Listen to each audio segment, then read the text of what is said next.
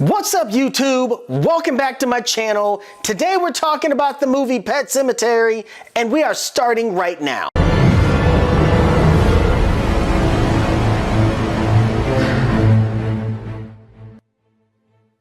You know, there's some things I don't understand. There's some things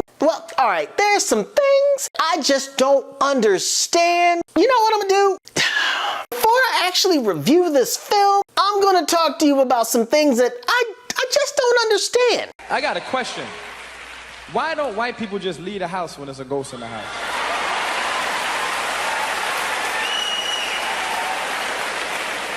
Y'all stay in the house too fucking long. Get the fuck out of the house. Very simple. It's a ghost in the house. Get the fuck out. Like, for starters, I don't know that anybody really paid attention to this, but do you not realize that the Pet Sematary is actually misspelled? I personally make it a point to not hang around people that can't spell well. If I was in this situation, there wouldn't be a damn movie. Like, for those people that actually see movies like this, do you not wonder why in the hell you are still there? One of the biggest, most confusing things is in a horror film where you have a wife and you have a husband and they're both experiencing different shit, yet for some reason neither one of them actually communicate. And when you finally do communicate, the other one seems to not actually listen to what the hell the other person is saying. If you were married to me, your ass is gonna be by yourself. I can think of all sorts of reasons why you would just leave. I can't necessarily tell you for sure, but the best way to survive a horror movie, you can just get the hell out. Shit, just leave. I can give you all sorts of reasons why you should just leave in the damn trailer alone. First of all, you buy a house with creepy ass woods right behind your house. Just leave. Creepy ass little kids walking around beating a drum wearing masks. Can you just not leave?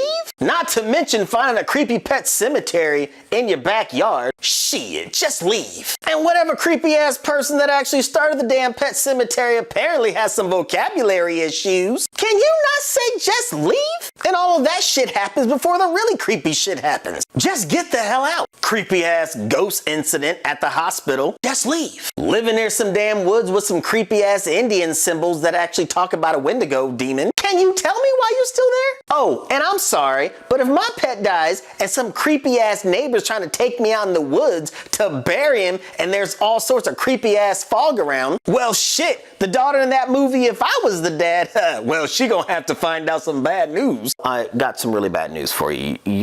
Your cat's dead. You can cry. I'm sorry, it sucks. We'll get a new one. And then just leave. But let's make sure that we are 100% crystal clear on one simple fact. If I were stupid enough to follow my neighbor's crazy ass directions, I follow him to the pet cemetery, he then makes me crawl up this crazy wooden structure, and then I walk through these crazy ass haunted woods, and then I get to the weird burial ground, I bury my animal, and the shit comes back. And then he wants to tell me that we might have made a mistake. My advice for you is to kick his ass and then just leave. When my dead cat comes back, just leave. When you wake up in the morning from a dream where you don't remember actually leaving the bed but your feet are dirty, just get the hell out. But one of the most mind-boggling things about horror films that just blows my mind is when they just don't talk. When the person is saying there's some creepy shit going on, and then you have the other person that apparently thinks they're smarter than you, you're losing your mind, babe. I don't understand what you're talking about. You know, it doesn't really matter if anybody believes you, just leave. Let me tell you something. If I were to tell my girlfriend that I thought some creepy shit was going on in my house and she wanted to stay, well, that'd be a really short ass film. I'm leaving. But to review this film, I must say, I was actually pretty impressed. Jason Clarke does a really good job. I would say that his character arc definitely was not as fleshed out as the mom's. Essentially, Jason Clarke questions whether there's a God, whether there's an afterlife, which is in direct conflict with his wife, Amy Seimetz.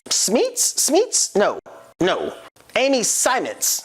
Amy Seimetz? Amy Seimetz. The mother's character, I would say, was extraordinarily fleshed out. She had a great backstory. She's had a history with death. She's had a history in her mind with just her past involvement with her sister, who was really creepy in this movie. Zelda was creepy as shit. I thought Amy's performance was awesome. The movie wasn't bad. I would say that the first half of the movie was really, really slow because I felt like they were actually trying to explain stuff to us that in reality didn't need to be told. I mean, Stephen King's novel of Pet Sematary is old. Even if you've never seen the movie, most people in a certain generation, you know what it's about. You've had the book to read, you've had the first movie in 1989 to see, and we're not going to talk about Pet Sematary 2 because the only reason why you would see that shit is because you were bored. John Lithgow's character I thought was amazing. He was really, really good, and they used him for a mouthpiece to kind of tell a lot of these stories, which I really thought was a waste of his character. So the direction that this movie took was definitely a little different than the first one,